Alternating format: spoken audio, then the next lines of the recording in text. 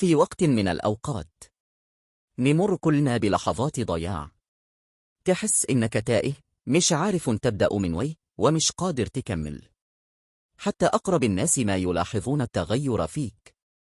تضحك، تتكلم، تمشي كأنك طبيعي، لكن داخلك حرب شغالة. أفكار تتسابق في رأسك، قلق مستمر، إحساس بالذنب، وصوت داخلي يقول لك: ليش أنا؟ ليش حظي كذا؟ ويمكن توصل لمرحلة تسأل فيها: هل أنا فاشل؟ لكن خليني أقولك شيء، أنت ما هو فاشل ولا ضعيف. أنت إنسان يمر بضغط، تعب، خذلان، ويمكن ما لقيت أحد يسمعك. بس وجودك هنا يعني إنك للحين تحاول. خذ نفس. لا، صدق.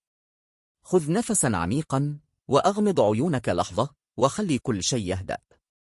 تخيل إنك جالس مع نفسك، ما تهرب منها بل تسمعها.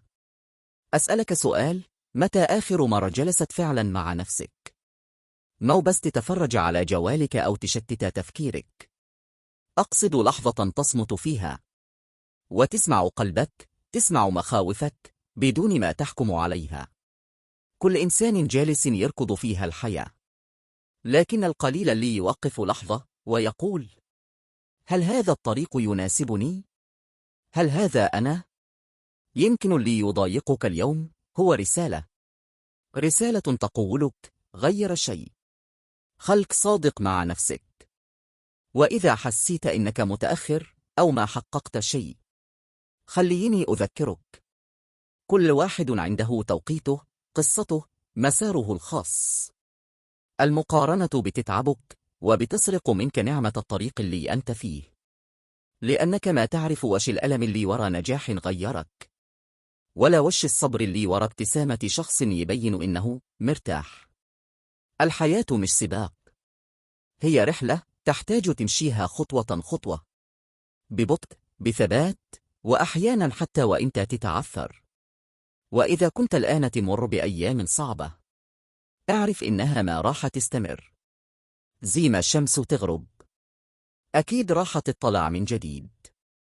بس السؤال الحقيقي: وش بتسوي إلى أن تشرق؟ بتستسلم؟ ولا بتحاول كل يوم ولو بشيء بسيط؟ صدقني، مو مهم حجم المحاولة، المهم إنك ما توقفت.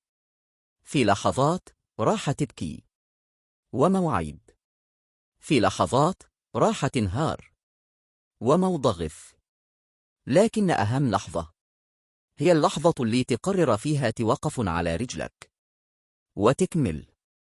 حتى لو كل شيء يقولك ما تقدر، أنت تقدر. وأكبر دليل إنك موجود وتسمعني الحين. فكر فيها شوي. يمكن هذا المقطع، هذه الكلمات، هي الرسالة اللي كنت تحتاجها. مو صدفة إنك وصلت لهنا. في شيء داخلك للحين يتمسك بالأمل. تمسك فيه، وكل ما تضيع ارجع لهذه اللحظة، لها الصوت.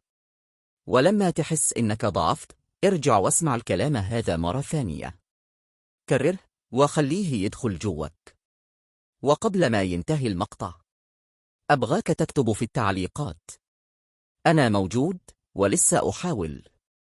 وخلينا نشوف كم شخص للحين يقاوم، لأنك مولي حالك، وكلنا نحاول مع بعض.